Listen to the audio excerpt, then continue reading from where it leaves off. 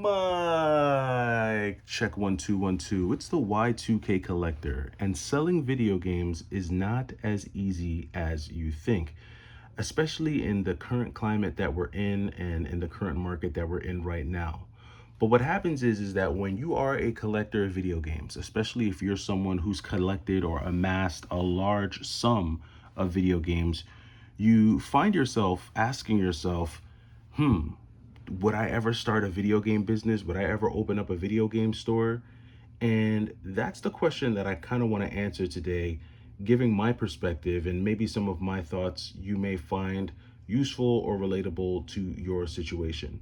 So, the first question is, would I ever start a video game reselling business or open a video game store? And my immediate answer is no, for me personally. The main reason for that is because I currently have a career that I enjoy. It's a great career. It allows me to sustain myself, sustain my family, and the option of giving up what I do now to try and embark on a journey of selling video games would not make sense for me on any level.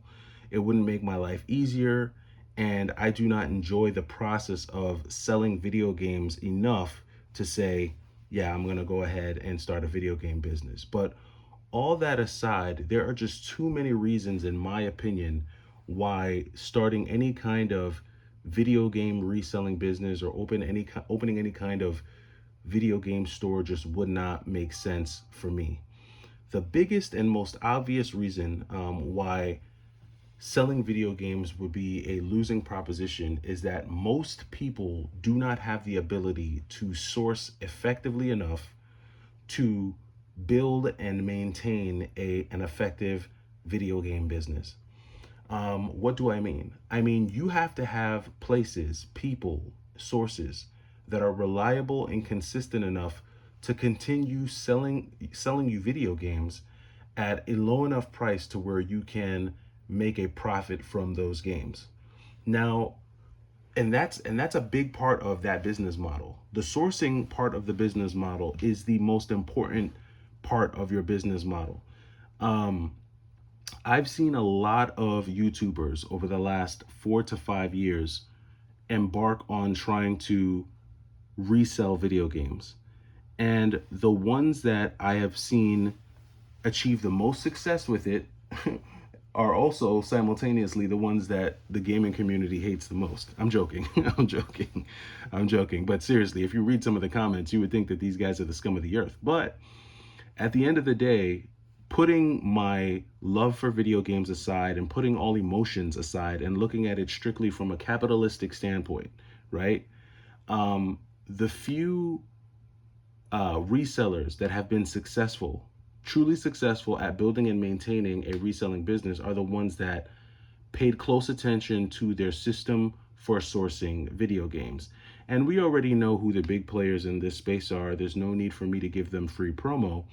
But if you look at all of them, if you look at each of them, whether they work with a team or whether they work by themselves, they have a model, some type of business model that allows them to continue getting games at very cheap prices.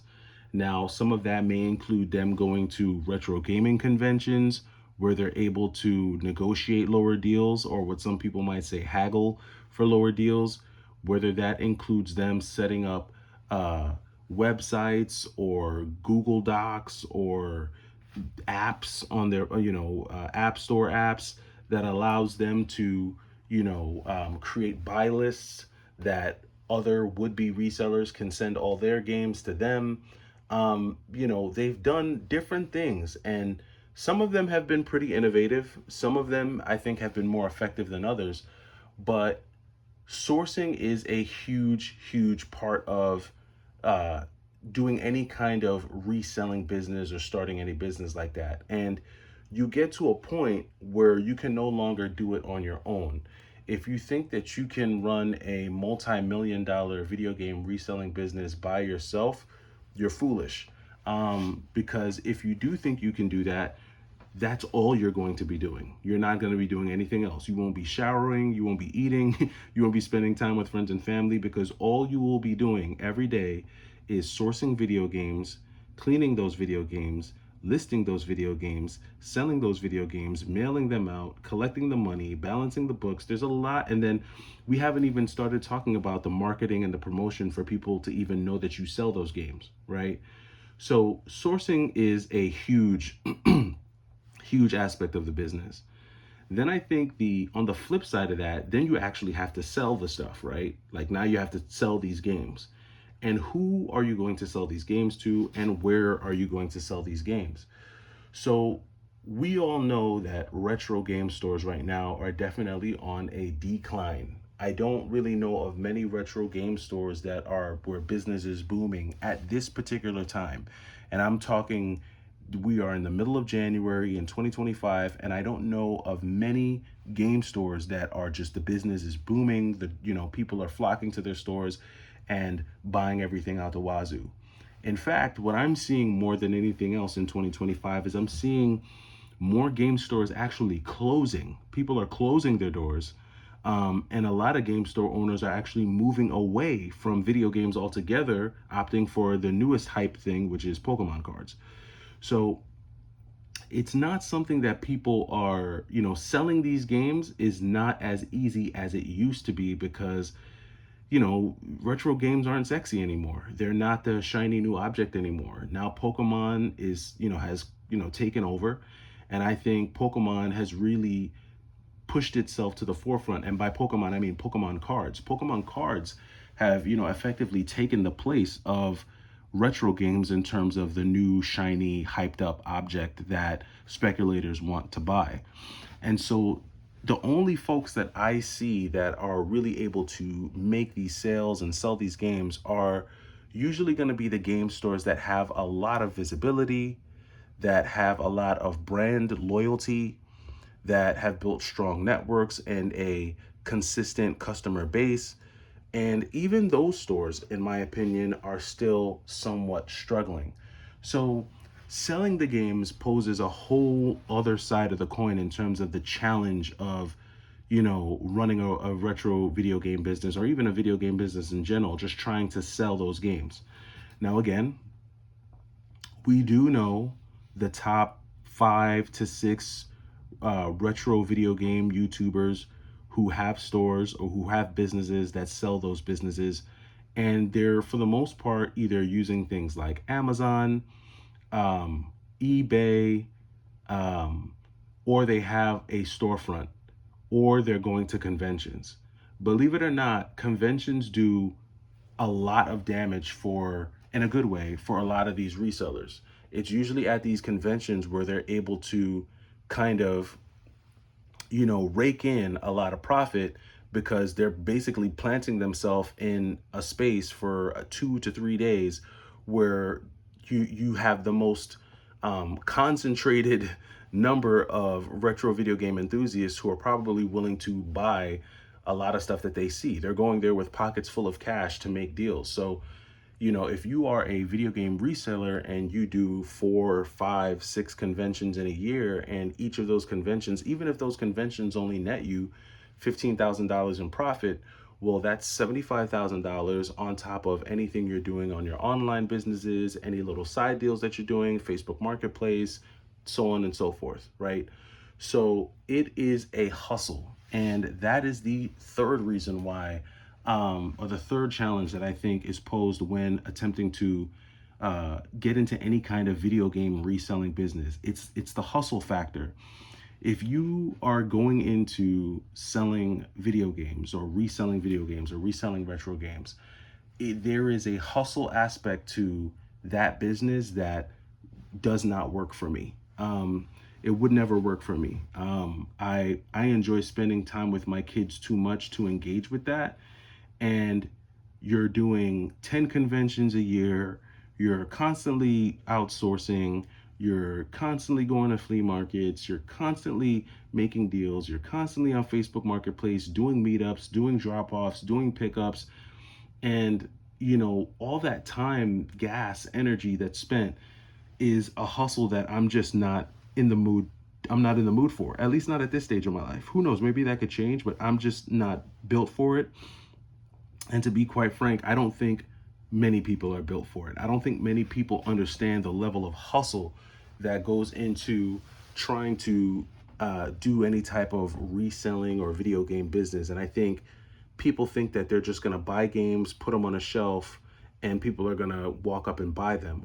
I think a lot of people think they're either going to just buy games, post them on Mercari, and people are going to buy them. And it just does not work that way. And even if you do get a sale here or you do a big deal there, it's not going to be consistent enough for you to sustain your life. And that's really the biggest challenge. So just to recap, the three biggest reasons why I don't think it makes sense and why I would not do it is the sourcing of video games, selling the video games, and the hustle culture is just not for me.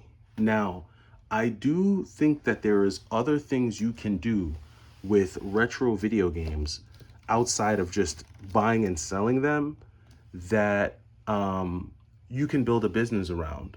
But it would be a completely different business model, and it wouldn't be something that it wouldn't be as simple as like starting an Amazon store and things like that. It would have the video games would have to be integrated in something different. Now, here's something that I would do. What I would do is I would do something like a retro video game cafe. And I know I'm giving away free ideas. Somebody might take this idea and you might see one of those pop up, and these might be around already. But I would do a retro video game themed coffee shop or a retro video game themed like restaurant or dive bar or something like that. Like if there was a cafe that people could go to and drink coffee and play video games for free, retro games for free. If you had a bunch of different kiosks where people could just kind of chill out and hang out and play video games, that is something that I would do because the business model wouldn't just be predicated on buying and selling video games. It would really be more so around coffee. People gathering around, drinking coffee, and creating a atmosphere where people can come and hang out. There's a place in New York, and if you've ever been to New York, you might have heard of it, but it's called Barcade. And it's basically a bar where people obviously buy alcohol, but it's also a place filled with a bunch of old school arcade machines.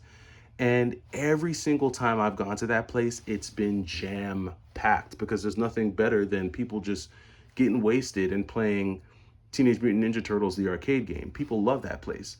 I'm not much of a drinker. I don't do the alcohol thing. And I think that having like a cafe or like having, even if it's like a pizza place or a fast food joint or a burger spot, I think there's a lot of ways that you can incorporate like food, dining, or cafe into retro games that would make it a lot of fun, right? A lot of fun. And that's something that I could see myself doing more than anything else.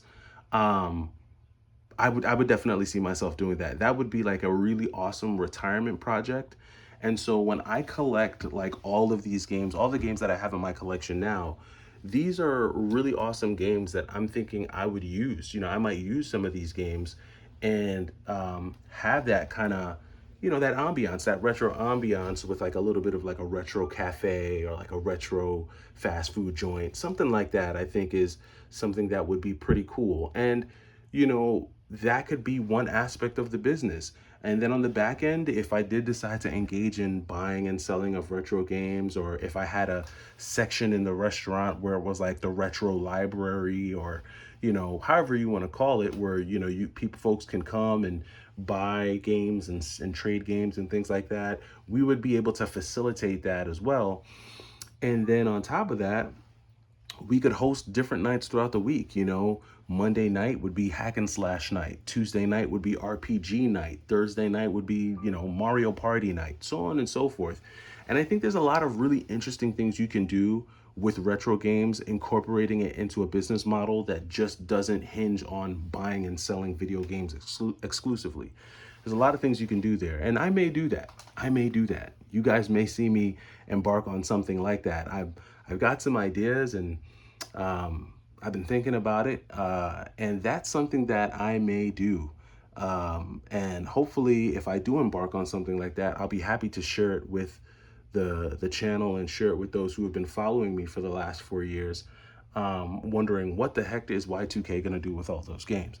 Um, but let me know what you think down in the comments. Do you think that reselling video games or opening up a game store is just a dead idea in 2025? Do you think there's other ways that you can use retro games in a business model? I'm interested to know your thoughts. Let me know what you think down below, and I'll catch you in the next video. It's the Y2K Collector. Take it easy.